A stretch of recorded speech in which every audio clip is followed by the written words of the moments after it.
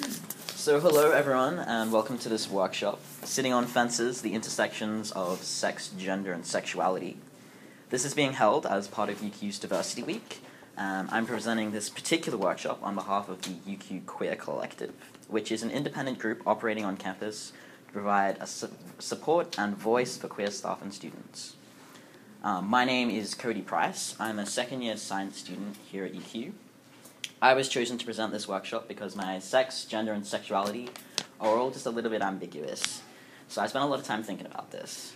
Plus, I help run the UQ Queer Collective, and last year I spoke at Australia's first intersex, sex, and gender diverse rally in front of Parliament House. So first I would like to acknowledge that the traditional owners of this land are the Yagara and Turrbal people. This university is built on occupied land, and we've got a long way to go before reconciliation, particularly in the light of recent events at Musgrave Park.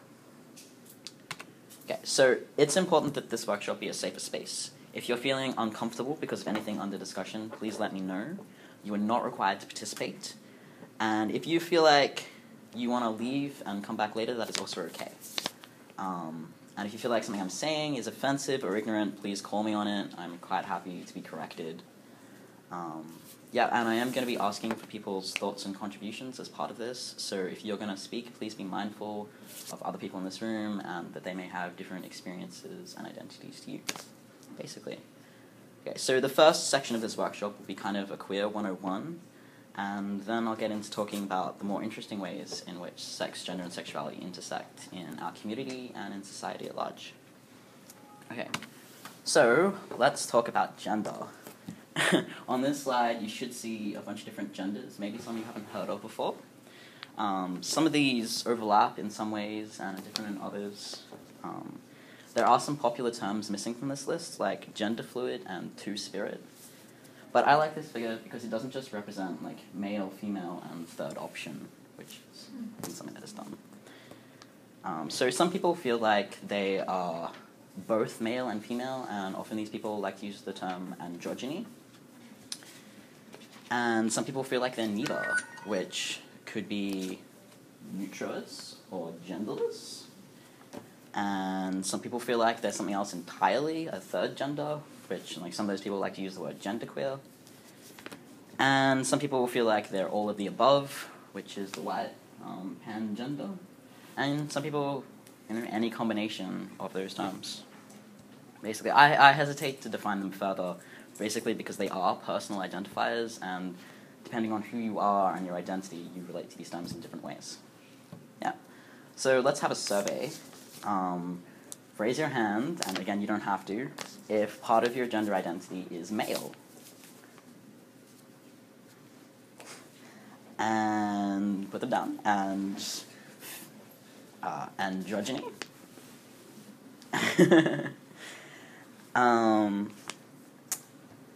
Neutrous, or genderless is another term for that one. Okay. Genderqueer. Female. Yep. Pangender. Okay, cool. Personally, you could plot my gender on this graph, something like a crucifix, starting from genderqueer down to androgyny, with a little cross-section from genderqueer male to genderqueer female, depending on how I'm feeling of the day. Okay, so now I wanted to hear what you had to think. So if you have something to say, put up your hand and please speak. So how do you think you would react if your partner came out as having a different gender to the one that you thought they had? Probably skipping ahead a little bit, but can you quickly just distinguish between gender and sex, just so that everyone's clear on what you mean by gender and what you mean by sex? Just really briefly. Okay, really briefly, I'm coming to this later. Sex is often discussed as the physical aspects, basically, sex characteristics. Essentially. Yeah. Yeah, okay. And so we're not talking about that in this question, we're just talking about you're in a relationship with someone, long-term, whatever, and you think that they're one gender and they've just told you that they're not. Yeah. I'm okay with it. Like, You're okay with it, yeah. yeah. All that's changing is their gender identity, which is a very personal thing to themselves. It doesn't necessarily affect their other characteristics at all. Like, or, you know, like, if you're in a relationship with someone, at least for me, I'm in a relationship with them, not their gender identity, basically. Mm-hmm. So, I guess depends on also your security in terms of your sexuality and stuff as well. Sorry if I offended anyone by saying that, but yeah. Anybody else? Yeah. Well, I'd be probably a bit shocked simply because of the way I was brought up, but then, like Kevin said, like, I just, you know, yeah, be basically everything else he said. Sure. Anybody else want to say anything on that? Yep. I think I'd be quite okay with it because personally, I don't believe I'm attracted to someone because of their gender or that sort of thing. I think that's something that it's just another part of them, and I guess that's sort of already been said, but I'm sort of, because I feel like I'm only not attracted to cisgender males. Mm-hmm. So if someone came out and my partner came out and they said, I'm actually a guy in a chic's body, I'd be fine with that. And I've already had some experience with that because my mum's partner came out as a trans man during their relationship, and it still worked out. They didn't last, but it worked out through that. Yeah, cool. Anybody else have anything to say? Alright, next question. Okay, so if you were guaranteed $30 million, but you had to transition and live the rest of your life as another sex, would you do it? And why? And why not? That's a lot of money. Yeah. It would sort of depend if I actually wanted to. Like, if I wanted to, sure, I'd take the money. But just for that reason, like the pure money reason, no, I wouldn't. Like, I think it should be whether you want to do it. Well, I'm talking about you personally. Yeah. Yeah. I probably would. Right now, I'm offering you $30 million. Transition and live the rest of your life as a woman. Probably not right now. Okay. Yeah. No, I would not, because it doesn't matter how much money you have. Like, I'm comfortable in my body and I'm happy being a woman, and $30 million would just make me unhappy if I had to be a man and spending that. Mm-hmm. Anybody else? Yeah? Sort of along the lines of what Jess said. Like, in doing that transition, yes, I'd have $30 million, but I'd be putting myself in, at least from what and correct me if I'm wrong, but like in a pre-transition phase for a trans person. So I would then be someone who identifies as male but is trapped in a body that's, you know, I don't identify with. So it's like $30 million isn't enough for me to put myself in that position, sort of a thing. Because then it's just like, wow, you struggle for the rest of your life because inside you're male, but then physically you've transitioned. So it's like... Yeah, cool. Anybody else? Alright. What if you remove the history, the back history, and just you feel like... The what, As sorry? in the back, like the background history. Oh, like memory and stuff Yeah. like that. I wouldn't mind because I'd have no memory, but me now I'd mind because, like, yeah, I don't know. Because I'd know now Yes. that I'm about to do this and become something that I don't want to become. So, So it is a relative issue, I think. The reason I posed that question is because I wanted to maybe get people thinking about the idea that it's not just trans people who have an innate gender. Like, if you are suddenly, you know, in a body different to the one you're used to and you don't identify with that, it, like, can be quite traumatizing. And, you know, the fact that you have $30 million doesn't always make that better. Okay, so last question. What would you think if you re-met a childhood friend who now presents and identifies as a different gender? Yeah, Jess?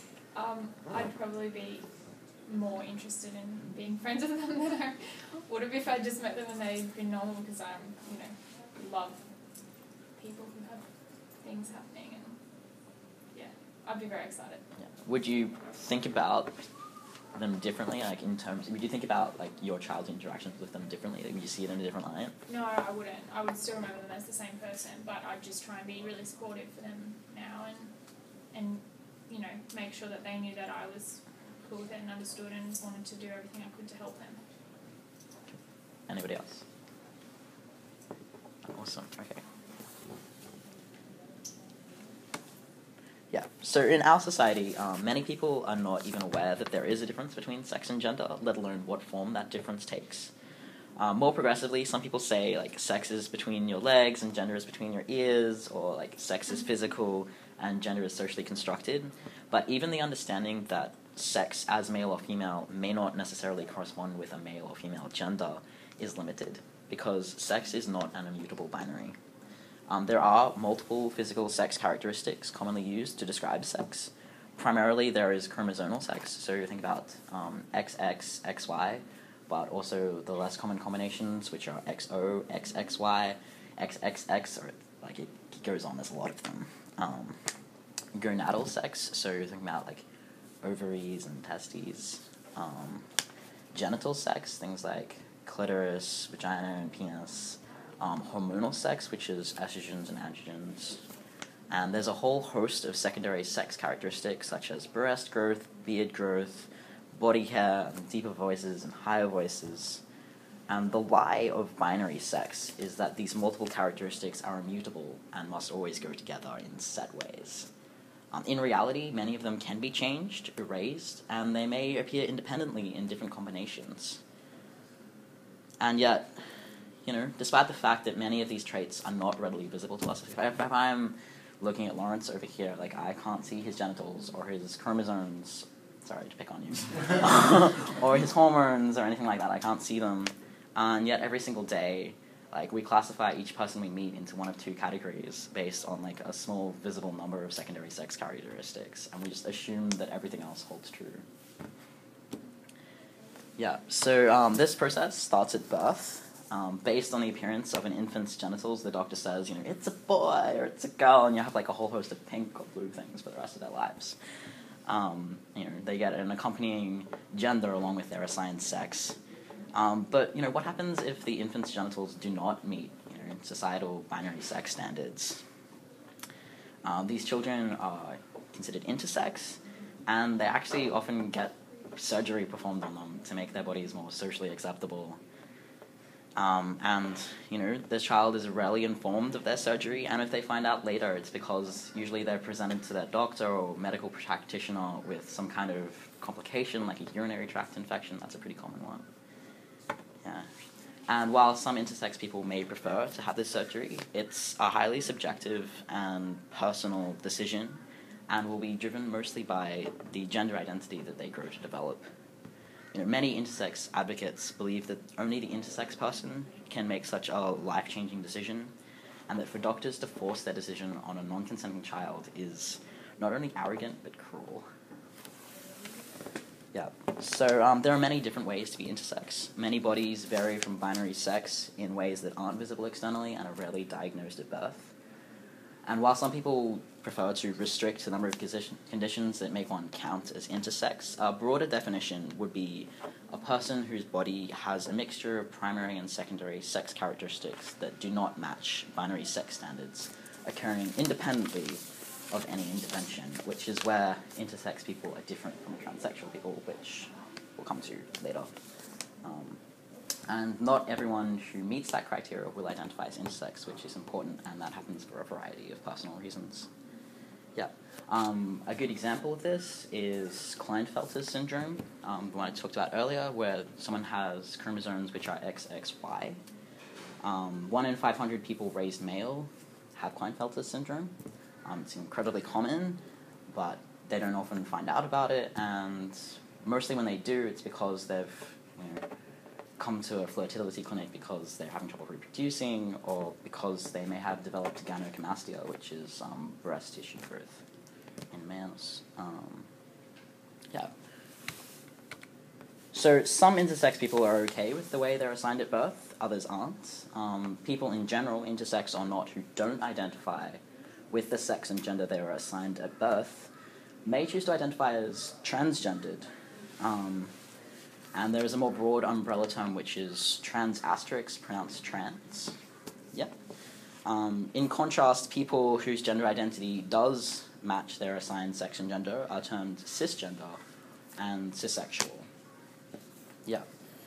So trans people often experience something called dysphoria, where their innate and subconscious understanding of the way their bodies should look and the way they should function doesn't match their own or other people's expectations and perceptions of their body. This can cause huge amounts of stress and depression.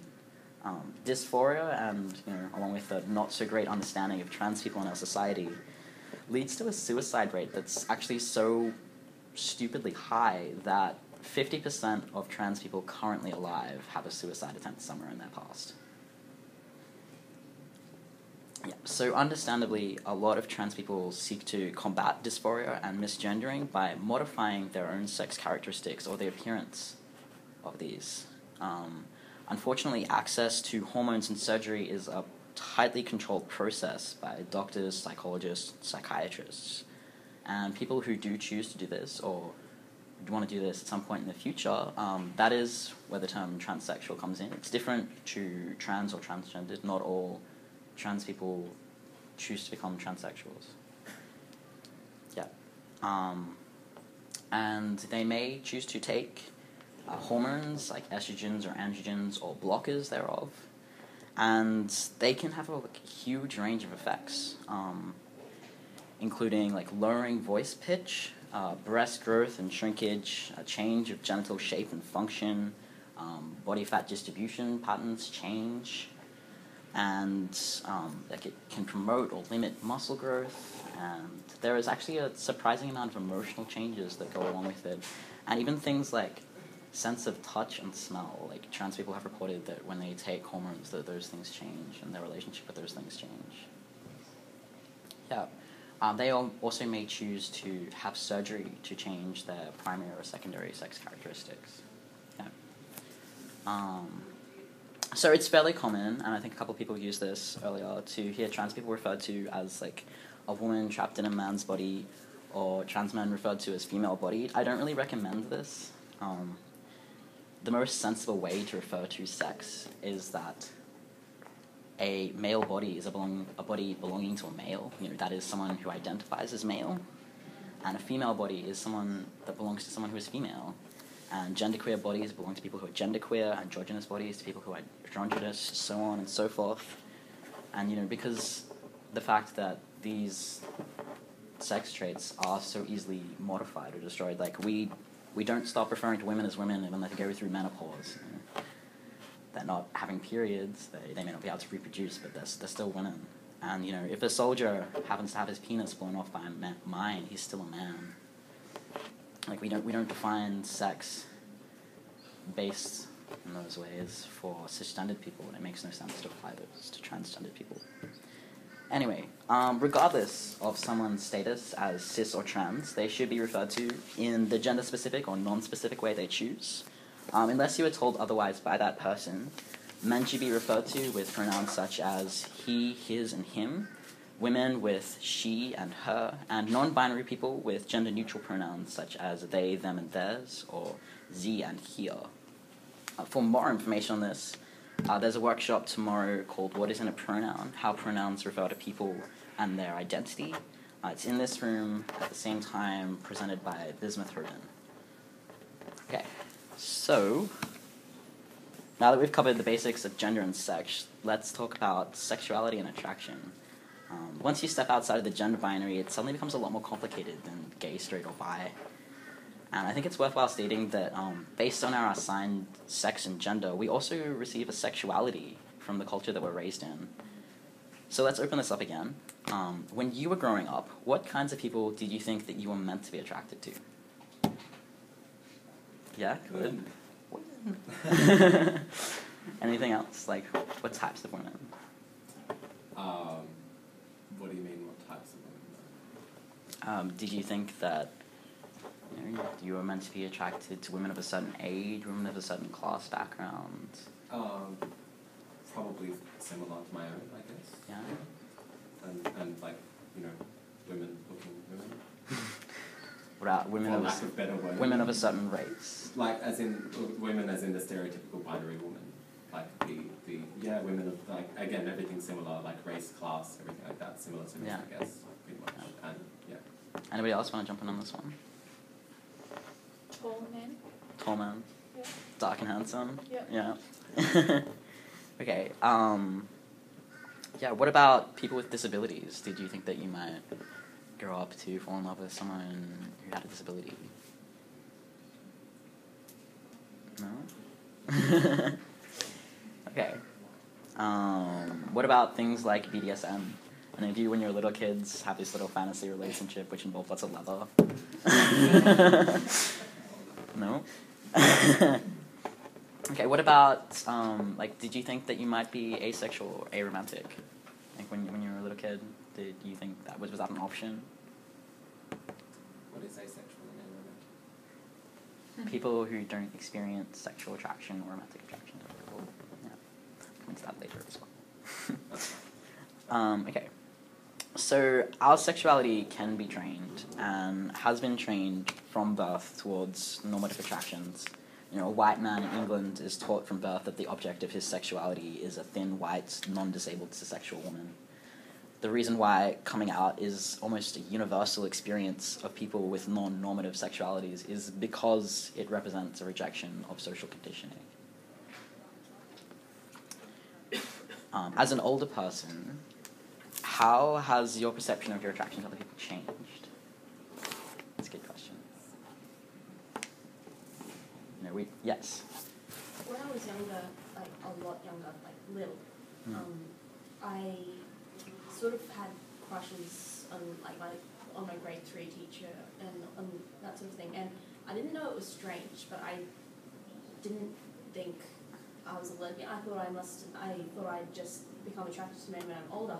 And that kind of continued and just kind of changed a little. And now that I'm actually aware of everything, of like all the different sorts of sexes and genders and sexualities,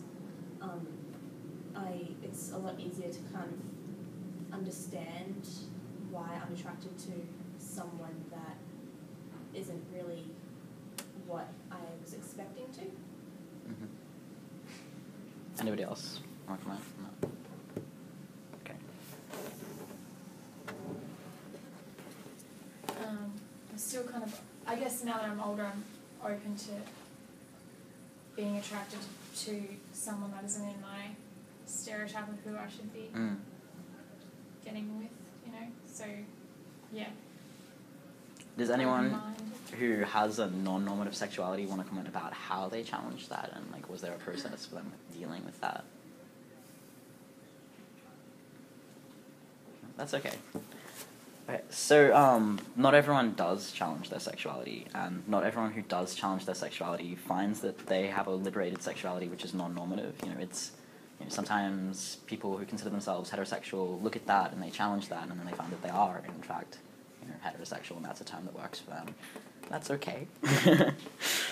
But I do think it is important for people to think at least a few times, why they're not attracted to certain groups of people if they don't consider themselves to be attracted to those people, or, to consider whether or not they are attracted to people who they think they should be attracted to.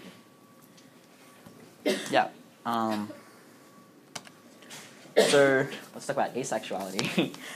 So some people don't experience sexual attraction to other people, or they do in limited ways, or are just not interested in sex. And these people often identify with the term asexual. This is different to celibacy, although some asexual people are celibate. Some choose to have sex despite lacking a desire for sex or lacking sexual attraction, and this can be for a variety of personal reasons. Asexual people may still have romantic relationships and may have a gender preference, or they may be panromantic or aromantic even. Someone who is asexual and aromantic does not experience sexual attraction or romantic attraction to other people. There's also terms grey asexual and demisexual, and these people tend to be on a spectrum between sexual and asexual. They may experience sexual attraction some of the time or in specific circumstances, or have a low sex drive. Generally, the term demisexual is used to describe people who only form sexual attraction after first having formed like an emotional connection to someone. Okay. So this pretty much concludes the Queer 101 segment of this workshop. So if you have any questions based on what has been covered already, feel free to ask them now. In the second portion of this workshop, we'll be talking more about the intersections between sex, gender, and sexuality. And so if you have anything you just want to throw in there or any comments, please do, because hopefully this will be a little bit more interactive. Yeah. Okay. So queer. I want to talk about what queer means. And now that we've talked about sex, gender, and sexuality, I would like to suggest the definition of queer as anyone who doesn't fit cultural normative standards for sex, gender, and sexuality. I think it's an incredibly diverse term with the capacity for including many more people than the letters LGBT or even LGBTIQ. And while I do believe in it as a self-identifier, and I certainly wouldn't call anyone queer who didn't identify with that term, I do think it has the potential to be used by people who may have a normative sex, gender, or sexuality, but take a non-normative approach to it through things like drag, kink, or polyamory. Yeah. What do you think about that? So Yeah. I was just going to say that one of my friends who's polyamorous, there was recently an uproar on, I think there was at Mardi Gras whether or not polyamorous people could have a float, and Yeah. there was an argument about whether or not they were queer, and I found that really kind of interesting. Yeah. I would say that they were, but a lot of, it was strange. Yeah, I think it's like important to keep it as a self-identifier. And honestly, I think if you're the kind of person who's drawing boundaries about like who can be included in your like self-identified group, I think that's really damaging.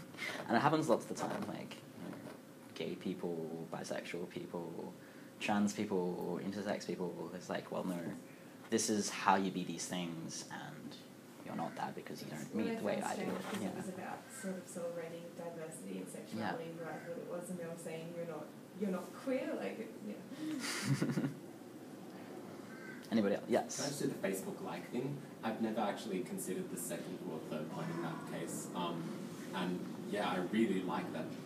Like the umbrella queer includes that non-normative approach to even normative sex, gender, sexuality combinations. That's really cool. Like a couple of years back, there was a really good friend of mine involved in the queer collective who, considered herself to be a heterosexual woman who is cissexual and cisgendered, and she was just really, really highly involved in every single thing we did, and highly involved with the Sapphiros group on campus. And I never considered her to be not a queer person, despite all of that. And she's now dating this wonderful genderqueer bisexual boy. That's a queer relationship. Yeah. Okay. Anybody else before I move on? I also want to talk about queer. Okay. So, I prefer to use normative sexuality instead of saying heterosexual, because I actually take issue with the terms heterosexual and homosexual. Both attempt to define sexual attraction based on your own sex and in relation to a hypothetical sex of somebody else in a very binary way. And particularly in the queer community, I think it is really important for us to get away from that, because I think it limits us. And I want to talk about the Kinsey scale, because when I was first learning that not everyone is heterosexual, the Kinsey scale is something people use a lot. It's like, where are you on the Kinsey scale? Yeah, so it's meant to plot sexuality from 0 to 6, where 0 is exclusively heterosexual and 6 is exclusively homosexual, and some versions, and not all versions, will include an X for asexual. But many sexualities can't be placed on the scale at all. For example, I am a genderqueer, transsexual person who is attracted to people regardless of their gender. And while I do have some preferences for gender expression and sex characteristics, what's my number? I can't interact with this at all. I wouldn't even know where to start putting myself on this. Most of the people that I end up in relationships with or involved with, you can't put them on that either. Yeah, so while labels have their uses, and I respect people's choices to identify their sexuality however they choose, I think if you can sum up your sexuality in one word or one number, you just haven't thought about it enough. This isn't even taking into account other things who can honestly say that they're attracted to all women or all men? Like, there's some other elements in that you have preferences based on, like, age, and maybe, like, education, the way people look, the way people act, you know. Maybe they're like a TV show you don't. Like, the Kinsey scale is just so useless for exploring any of that.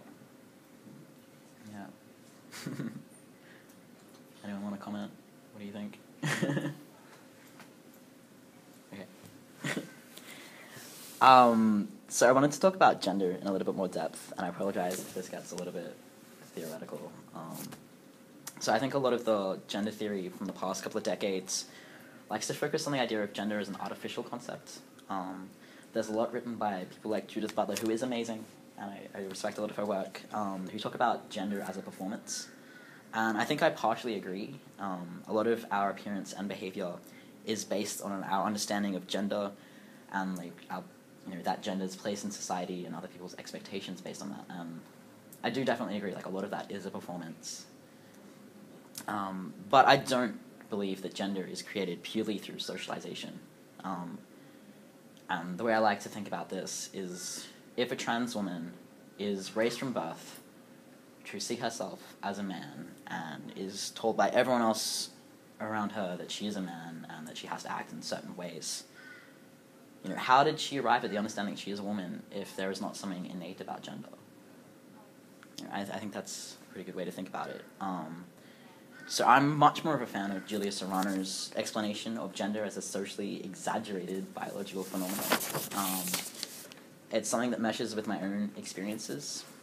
I've been interpreted as binary male and binary female, and I've been treated differently based on other people's false assumptions of my gender. So I'm very much aware of the ways in which gender is an artificial concept. People project things on me all the time. And I used to think that's all it was. But I've also had my body operating at, male and female levels of sex hormones, and I've learned firsthand that a lot of the differences between genders, actually does have some kind of biological origin. And this is an experience that's corroborated by a lot of transsexual people, and that was truly amazing for me to learn firsthand. And I don't want to suggest that because someone is male or female that this means anything in particular about them. I also like the theory that physical sex characteristics can be plotted as a bimodal distribution pattern. This is the scientist in me coming out. So does everyone know, the shape of a bell curve? Yeah. Okay, so, a lot of things plot on a bell curve, like IQ and things like that. A bimodal distribution graph is, two bell curves stuck together. So it's 2 points. And we already know that a lot of things, that gender differences can be plotted on bimodal distribution graphs, such as height. For example, while it may be true on average that men are taller than women, such a statement becomes virtually meaningless when one examines individual people, as any given woman may be taller than any given man. But most people do have heights that are relatively close to an average, and others fall outside of that range. Similarly, while women are on average more feminine than men, some women are more masculine than certain men, and some men are more feminine than certain women. Yeah. So that brings us to the close of this workshop. I hope you enjoyed it, and maybe you learned some things. I would like to recommend some further reading, as well as acknowledging the sources that I borrowed a lot from. If nothing else, you should all try to read Not Your Mom's Trans 101 by Asher Bauer. You can find it on the internet on his blog, Tranarchism. It's an amazing and fairly short article which explains the social side of sex and gender. Personally, my favorite author on queer issues is Julia Serrano. She wrote Whipping Girl, a transsexual woman on sexism and the scapegoating of femininity. I love it, possibly because I'm a science student, genetics major, and she's a biologist. But I really do appreciate how she brings in biology when talking about trans issue. That's not a thing that people do very often. You kind of understand why transsexual people don't usually like to talk about biology, because most people try to use biology to undermine their identities. But Julia talks about it in a very clever way, from a science perspective, and it's not very broken at all, which is good. I also highly recommend a blog called The Intersex Roadshow by Dr. Kerry Costello. In particular, he's got this really interesting article up there which has illustrations of intersex genitalia and an explanation of how those things happen and embryologically what has happened for those structures to develop. Yeah, and it also has a bunch of different explanations on a bunch of different ways and people can be intersex. And finally, I'd like to recommend an article which I really appreciated called Significant Othering, Attraction Down the Privilege Gradient. It talks about received and liberated sexualities and the responsibility we all have to challenge our sexuality. You can find it online on a blog called A Radical Trans Feminist. So I would like to thank UQ's Diversity Week for allowing this workshop to be included as part of the celebrations. Also the UQ Queer Collective for being